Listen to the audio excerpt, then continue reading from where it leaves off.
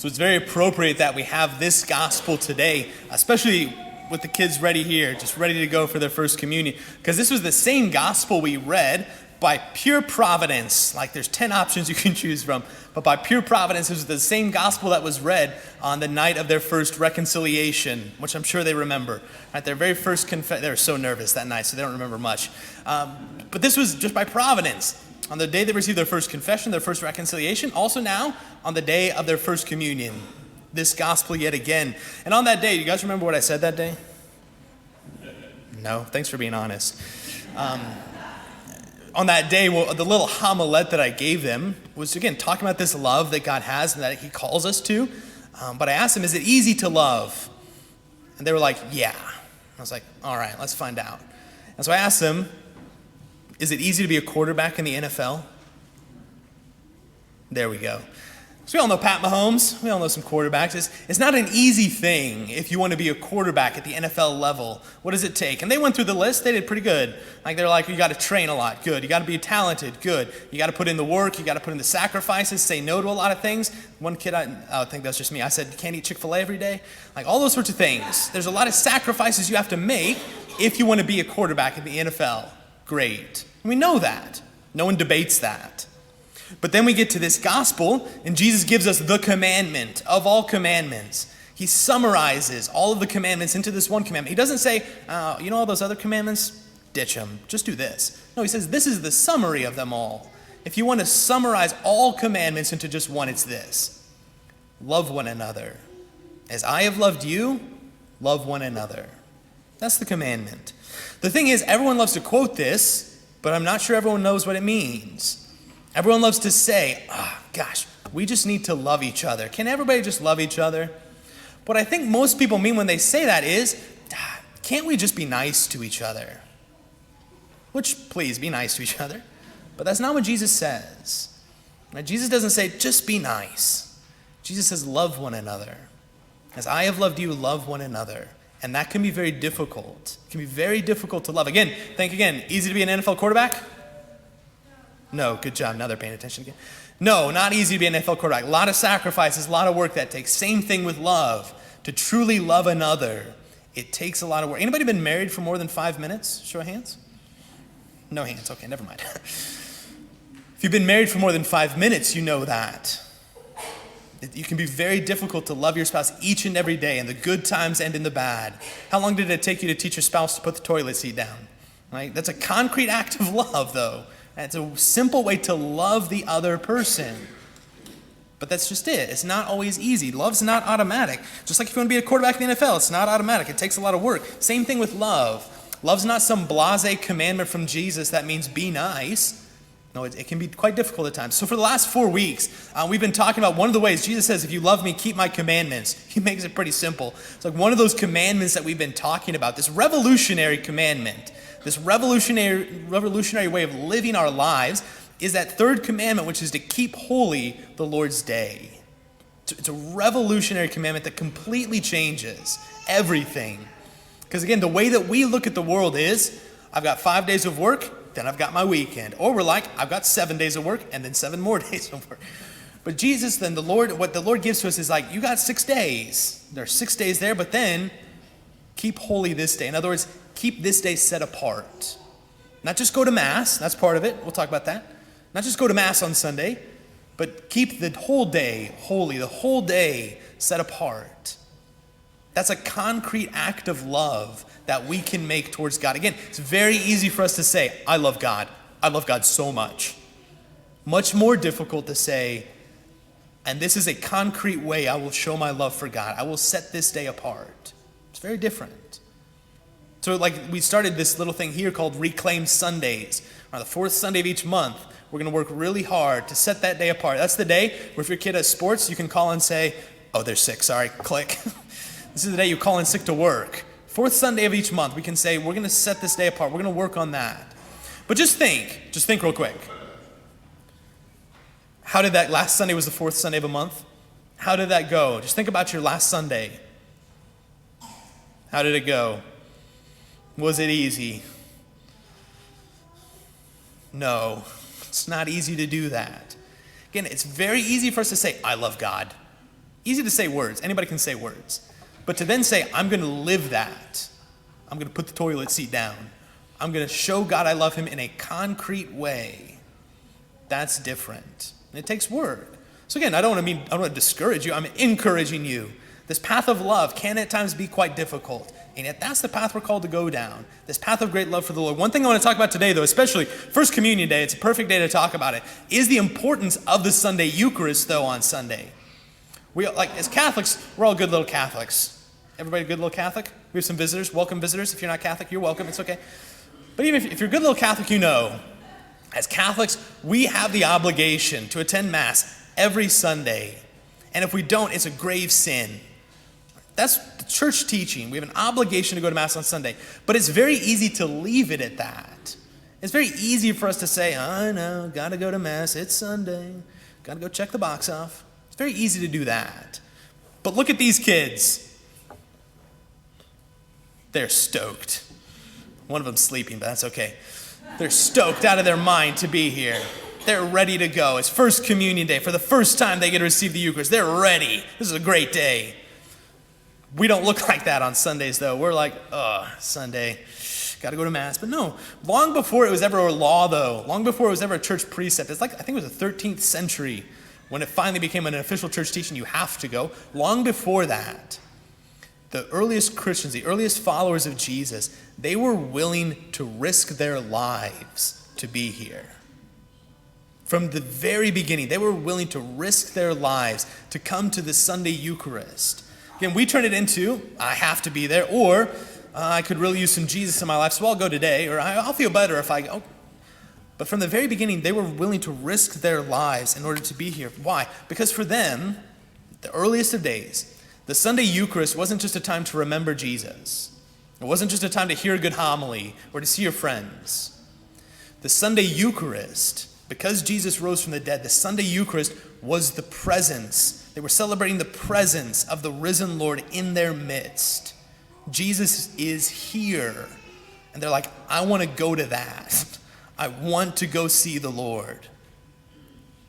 That's why they came. Again, because he's risen, he's so present. From the very beginning, even you think of Acts of the Apostles, right? Peter gives that very famous sermon, very famous homily. 5,000 people are baptized. And then we're told that they did 4 things. They dedicated themselves to the apostles' teaching, to the fellowship, to the community, to the prayers, but then also to the breaking of the bread, which is code word for the Eucharist.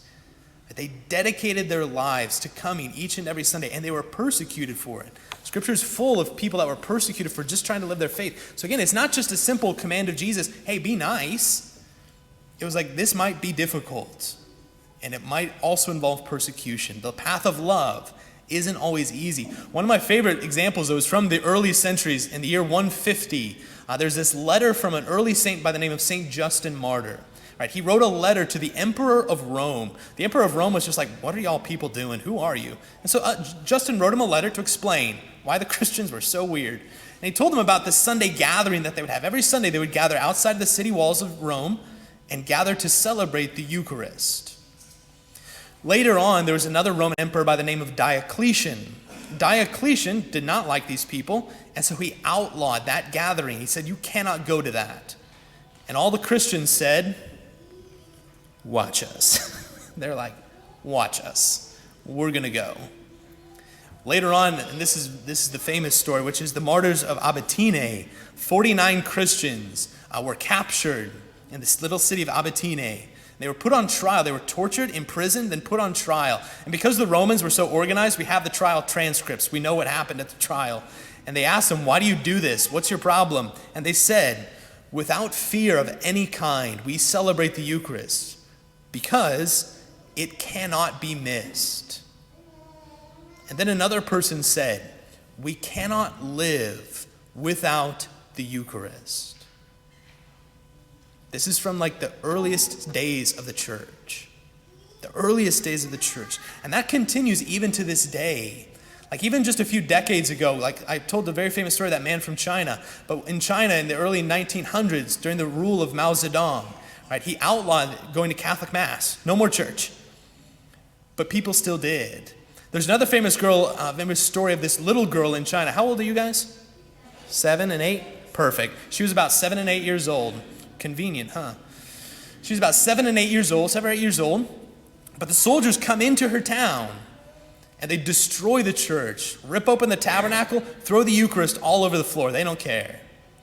But this little girl, about 7 or 8 years old, how old are you guys? Exactly, your age, good. 7 or 8 years old, every night sneaks into the church, kneels down, prays for 1 hour in front of the Eucharist, and then she eats one of the Eucharist and then sneaks back out and goes home. Every night she does this for 32 nights. There were 32 pieces of the Eucharist on the ground, and 32 nights in a row she comes for that. On the 32nd night, right, the soldiers catch her and they put her to death. Right, this little girl, 7, 8 years old, she knew how important the Eucharist was, that she wouldn't just leave it on the floor. It's not just a piece of bread. She knew that. It's the presence of the risen Lord. This is Jesus. This is why we come. This is why we come. Right? And so again, we just have to look once again at how excited these kids are, and we can pray for that. Right? We can pray to have that enkindled within us yet again, that same desire. These kids, they don't care what I say. They keep zoning out. Right? They don't care what Father Mike says at a homily. They do not care. They probably forgot the readings. Did you guys remember the readings? Just be honest. Thank you for being honest. No, they don't. Don't remember them. They don't care about you all. They care about the cake. They don't care about any of that. What they focus on, what they care about, is the Eucharist. And that's what we can pray for yet again, is to have that same desire. The little sheet that you got when you walked in, that's just one simple way to do this. Because again, anybody been married for more than 5 minutes? Okay. Has it ever become a little tedious to be married? Okay, husbands, that was your perfect opportunity to look at your wife and say, no, honey, never. I love you so much. Been a joy every single day. Marriage can become a little bit tedious. Your job that you love, that can become tedious. Sports that you love to play, even going to practice, can become tedious. That's just human nature. It can become tedious to do things. And so what we need to do is just learn to come more intentionally. Why do we come to this? Do we come to listen to me? I hope not. Do we come just because we get to see our friends? I hope not. We come because the presence of the risen Lord is here. Jesus is here. And if he is here, not just me, if Jesus himself is here, something amazing can happen. We can truly encounter him, and that's when something amazing can happen. So just look, if you have those questions with you, that little sheet I gave you, there's 4 questions. Just 4 little things to help us reflect and to help us prepare for the Mass. The first question is a question that Jesus asks his disciples. The very first thing he asks them, what are you looking for? Okay, there's this very famous story where the 2 disciples start following after Jesus, and Jesus turns around and looks at them and says, what are you looking for? This is a question we can reflect on and ask, like, what are we doing here? What are we looking for here? Okay, I need to check my box off, Father. Have to go to Mass. Is that why you're here? It's very boring. No, why are you here? It's a question about what's that deepest desire of your heart?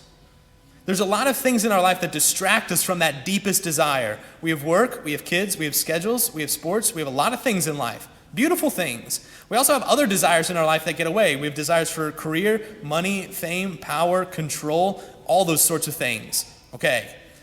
But Jesus asks, well, what do you actually want? We were busy last week, we're going to be busy next week. But each Sunday we can stop and take a moment and ask, yeah, but what do I really want? Do I just want to keep working? Is that what I want in life? Work? Vacations? Is that all I want in life? What's the deepest desire of our heart? Because when we know that, then we come here and know it's only Jesus that can respond to that deepest desire of my heart. And so we come with a greater intentionality. What are you looking for? What do you want here? The second question Jesus asks is, well, what do you want me to do for you? Jesus asked this question to the blind man, to Bartimaeus. So Bartimaeus is sitting on the side of the road, blind, so he can't really go any place. But Bartimaeus cries out, Lord, have mercy on me. And so Jesus stops. And he looks at this blind man and he asks him, what do you want me to do for you? So it's a question for us to think about, well, what's our blindness? What is it? Every single Mass, we start off by saying, we said it about 7 minutes ago, Lord, have mercy. It's very easy for us to come to Mass, and it's like I say, Lord, have mercy. You say, Lord, have mercy. Christ, have mercy. Christ, have mercy. Lord, have mercy. Lord, have mercy. It's not just a call and response. It's recalling this story. You cry out to God every single Sunday, Lord, have mercy. And Jesus looks at you and asks, for what? What do you want me to do for you? Do you even know? So it's just a moment, just reflect. Just reflect real quick. What do you want Jesus to do for you? Maybe you want Jesus to just take the boredom from your life. Life has become boring and monotonous, and you're just like, life. We can cry out, Lord, have mercy. Rescue me from the boredom. Maybe you want Jesus to rescue you from anxiety, addiction. Maybe you want Jesus to rescue you from anger and bitterness and resentment. Whatever it is, just know what it is. And when you cry out, Lord, have mercy, then we know this is what I'm asking for Jesus for. What do you want me to do for you? Lord, rescue me from this. The third question, and this is a big one, this is one we love to skip, but it's based on a simple reflection, just our need to reflect on a simple teaching Jesus gives. So at the very, very beginning of Jesus' public ministry, he gives a very famous Sermon on the Mount, gives all the Beatitudes, very famous. Right after that, Jesus says, I've not come to abolish the law, but to fulfill it. In other words, Jesus didn't say, I've just come to teach you to be nice. No, Jesus says, I didn't come to tell you just to be nice. I've come to fulfill everything that you've already been taught. And the first example Jesus gives is murder. Oh gosh. No, Jesus says, you have been taught, you shall not kill. Guess what? Still on the books. Can't kill people. No killing people. If you do, you'll be liable to judgment. But then Jesus fulfills the law and he says, but I say to you, whoever is even angry with his brother will be liable to judgment. And then he gives an example of what you should do. He says this, it's on your sheet there. When you're offering your gift at the altar, here at this altar, when you're offering your gift at the altar, if you remember that your brother or sister has something against you, leave your gift before the altar and then go. First, be reconciled with your brother or your sister. The question that we need to reflect on is, who do I need to go ask forgiveness from, and who do I need to give forgiveness to? Especially within a small community like a parish, but even within a small community like Lyons and Sterling, it's very easy for anger and bitterness and resentment and those grudges and broken relationships to really rip a community apart. There's a lot of people that don't come to Mass anymore simply because somebody made them mad, and they're like, I'm done. It's a bunch of hypocrites at that church, I'm gone. The Lord asks us, he didn't say, hey, if somebody has offended you, go yell at them and tell them they should do something about it. No, the Lord says, if you have offended somebody and you need to be reconciled, you need to go do that. We need to take the initiative and to go reach out to our brothers and sisters and friends here in the community and say, I messed up. Please forgive me. Right? Who do we need to ask forgiveness from? But then also, who do we need to give forgiveness to? Who are we holding a grudge against and saying, I'm not going to forgive? No, who can we forgive? Right? That's the third question. Jesus asks that of us. The fourth one is just a question of gratitude. Okay, in the Psalms, there's this very famous one, Psalm 8, where the psalmist, he goes outside into the night sky and he looks up at the stars and he just sees how vast the expanse of space is. He's like, and he just notices, I'm so tiny. And he asks the question that's there on your sheet, Lord, he asks God, Lord, what is man that you're mindful of him? Mortal man that you keep him in mind. The question he's asking is, Lord, I am so small. I am so insignificant. Look, the universe is 92 billion light years across. I'm so small and insignificant, and yet you know my name. You know the number of hairs on my head. You care for me. Why?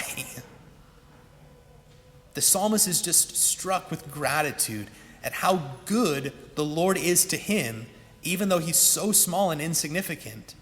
It's just a wonder and an awe that the Lord cares for each and every single one of us. And so the question to reflect with is, how has the Lord been good to me this past week? The word Eucharist just means thanksgiving. Right? We come each week as an act of thanksgiving, but what are we giving thanks for? Again, if we just come to check off a box, we did nothing. But if we come with a thanksgiving in mind, then we know much more. This is how the Lord has been good to me, And I come to thank him for that. So again, last chance.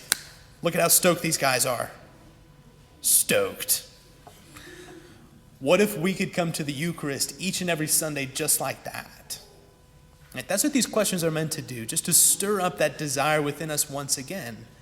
To stir up that desire, not just to check off our box because we have to go to Mass, but to know that, no, the risen Lord is here. And if he's there, something powerful can happen. And so I come to this Mass. You can't keep me away from this Mass. Nothing will keep me away. Why? Because I go to see the risen Lord and everything that he can do for me.